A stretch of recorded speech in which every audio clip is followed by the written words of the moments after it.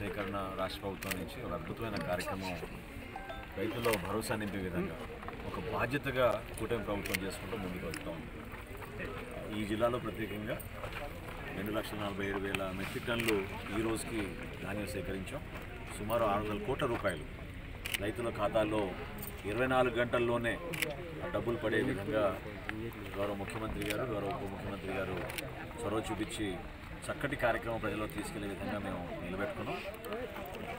MLA గారు బలరామకృష్ణ గారు రైతులు ఇంకా అంటే కొంచెం లేటుగా ఇక్కడ కోతలు జరిగినాయి కాబట్టి కోరుకొండ మండలంలో కూడా ధాన్యం సేకరణ దాదాపు 8,000 మెట్రిక్ టన్నుల వరకు చేయాలనే విషయం నా దృష్టికి తీసుకొచ్చినప్పుడు తప్పకుండా వచ్చి రైతులందరినీ కూడా కలుసుకుని వాళ్ళకున్న అనుభవాలు, వాళ్ళకున్న ఇబ్బందులు తెలుసుకుని తప్పకుండా వచ్చే వారం సోమ మంగళవారాల్లోనే ధాన్యం కొనుగోలు ప్రక్రియ పూర్తి చేసే విధంగా తప్పకుండా మేము చర్యలు తీసుకుంటాం.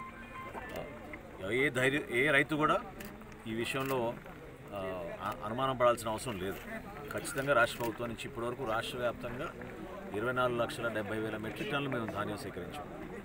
దాదాపు 6,000 కోట్ల రూపాయలు, ఇంత ఆర్థిక ఇబ్బందుల్లో కూడా 6,000 కోట్ల రూపాయలు డబ్బులు వెచ్చించి 24 గంటల లోపే రైతులకు అందించాం. గోతాలు కూడా అందిస్తున్నాం.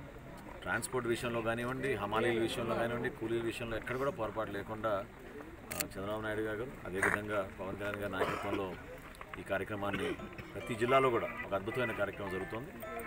నిండు మనసుతోటి రైతులు ఈ ప్రభుత్వాన్ని ఆశీర్వదించాలి. ఎందుకంటే కార్యక్రమం గతంలో ఎన్నడూ జరగలేదు. దాన్ని ప్రజలందరూ కూడా గుర్తుపెట్టుకోవాలని ఈ సందర్భంగా కోరుతున్నాను.